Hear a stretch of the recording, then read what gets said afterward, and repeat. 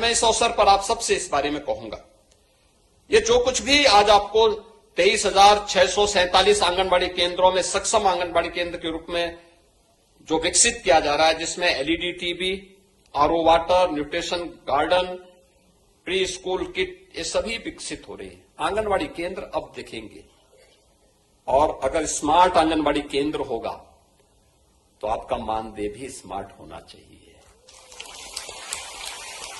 चाहिए ना।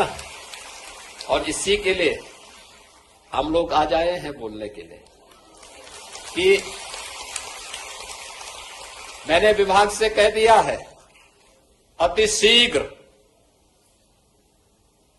ये ट्रेनिंग कराओ और मानदेय का प्रस्ताव प्रस्तुत करके बड़ा समारोह करके इन लोगों के मानदेय को अभी से प्रारंभ करिए, जिससे अति शीघ्र इनको एक मानदेय प्रारंभ हो जाए।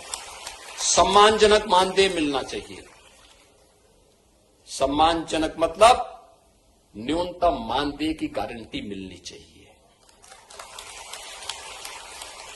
हम लोगों ने प्रारंभ किया है, आप देखना, इसी अप्रैल से हम लोग पहले जितने भी आउटसोर्स कार्मिक हैं उनके लिए हम लोगों ने कॉर्पोरेशन गठित किया है। पहले क्या होता था, ये जितने आउटसोर्सर कंपनियां थी ज्यादातर कोई ना कोई माफिया या कोई ना कोई नेता संचालित करता था, और शोषण कहां से करता था? सरकार से पाता था 10,000 12,000 और उसको मिलता था 5,000 6,000। वह सरकार से भी लेता था, उस कार्मिक से भी लेता था, और साथ साथ नियुक्ति के समय भी उससे पैसा लेता था। हमने कहा भी 4,000 5,000 6,000 रुपए में क्या होगा किसी का?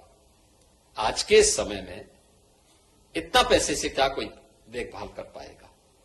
और विभाग को बुला के मैंने बहुत सख्ती से कह रखा है, हर हाल में इसको लागू करो। अप्रैल से मैं चाहूंगा कि इस व्यवस्था को लागू करने की तैयारी करो। अब हम कॉर्पोरेशन को आगे बढ़ा रहे हैं, शोषण मुक्त व्यवस्था बनाएंगे, सम्मानजनक मानदेय अपने कर्मचारियों को देंगे।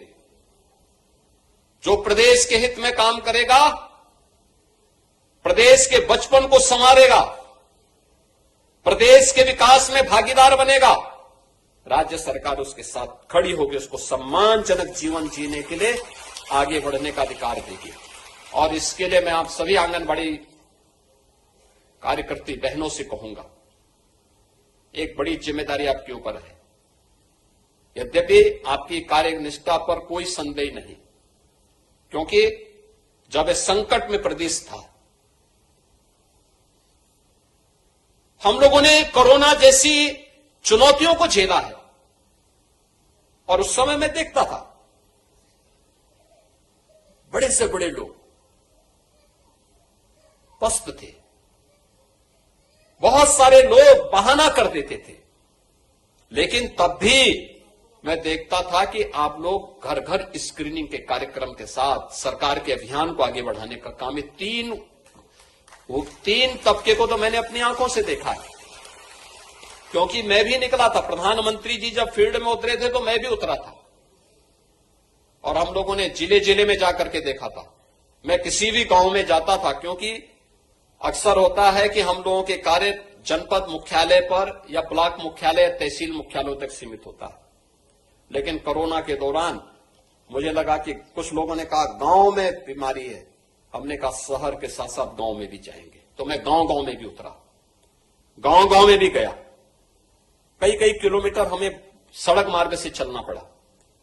और मैं देखता था, जब मैं किसी गांव में अचानक जाता था तो मुझे ये 3 वर्ग में से कोई एक देखने को मिलता था, या तो आंगनबाड़ी या आशा वर्कर या एएनएम में कोई ना कोई वहां मुझे दिखाई देती थी स्क्रीनिंग करती थी।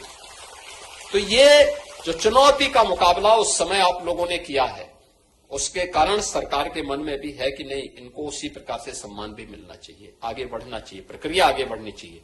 और आज इसलिए स्मार्टफोन आपको उपलब्ध करवाया गया है।